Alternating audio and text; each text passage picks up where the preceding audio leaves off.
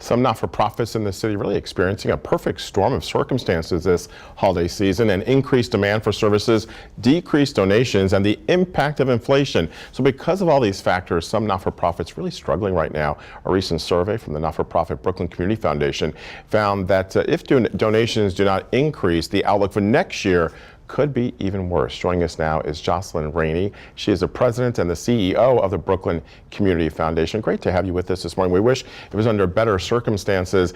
First, let's talk more about this survey. So basically, what you found is that many not-for-profits in Brooklyn, the gap between their financial resources and the needs of the communities that they serve really is widening right now. Yep, we found it really important for us to hear from our nonprofits that are our partners in Brooklyn. What we were hearing anecdotally was that so many nonprofits are struggling because of increased cost in goods and services, while they have so many more vulnerable people to serve.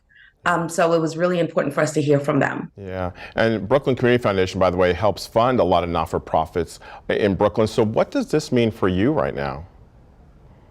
What that means is that we have to really hear from our nonprofits what their funding needs are and think about how we can support them and also how we can advocate for them, understanding that so many of them are finding it difficult to serve the many vulnerable New Yorkers that are needing the services that they offer. And Jocelynne, what are you hearing right now? Donations are dropping. People just don't have the money to donate like they did last year or years prior.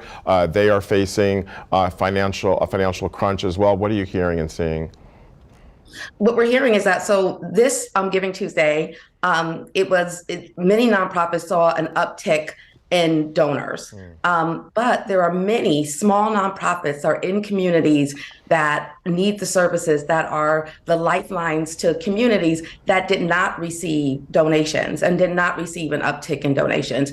And what that means is that they're actually afraid that they're going to have to turn people away. So we have nonprofits like Muslims Give Back that responded to our survey that are focusing on food insecurity, feeding hundreds of families a week, that are afraid that they're not going to be able to feed those families this year. We also have many nonprofits that are serving families who need housing, who are afraid that they're not going to be able to serve as many families this year because they're seeing an increase in cost and an increase in cost and an increase in need. Yeah, and Jocelynne, so we should point out this is all happening while you were still, a lot of not-for-profits still trying to recover from the increased demand during the height of the pandemic. So you're still seeing families impacted by the pandemic. Absolutely. One of our nonprofit leaders said to me, many people think because the mask came off, the needs have decreased, when in fact the needs have increased. There's still many people who are struggling with unemployment, who are struggling with finding housing. The housing market is far more expensive right now. There are people that are struggling with food insecurity. And with all this increase in needs that were brought on by the pandemic, we're also seeing that people are unable to receive the services that they need. This makes your fundraiser all the more important. Hashtag Brooklyn Gives. It's a fundraiser to help Brooklyn not-for-profits. So talk to us more about that. How can our fellow New Yorkers get involved and help out? Great. So, many New Yorkers can go to our brooklyngives.org website and find nonprofits. They can search our website for nonprofits, looking for location, the type of issues that they're working on, and they can also just give to the Brooklyn Community Foundation, which is also on that website. And we give to over 100 nonprofits a year. Small nonprofits that have budgets under $2 million, nonprofits that are BIPOC led, where we know that they don't receive as many donations.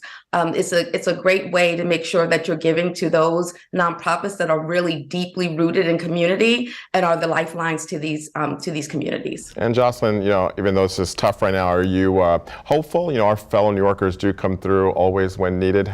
Are you hopeful right now that things will be okay, or? Rocco, what we found is that New Yorkers are the most philanthropic, giving group of people. Our donors are amazing. And when they understand that there's a need, they show up. And so we want to make sure that we're here talking about what the communities and the nonprofits that serve them need, because we know that New Yorkers will show up. Well said, Jocelynne. BrooklynGives.org, again, the website to help out so many not-for-profits in Brooklyn going through a tough time, really trying to help as many people and families as possible. Jocelynne, thank you again. Thank you, Rocco.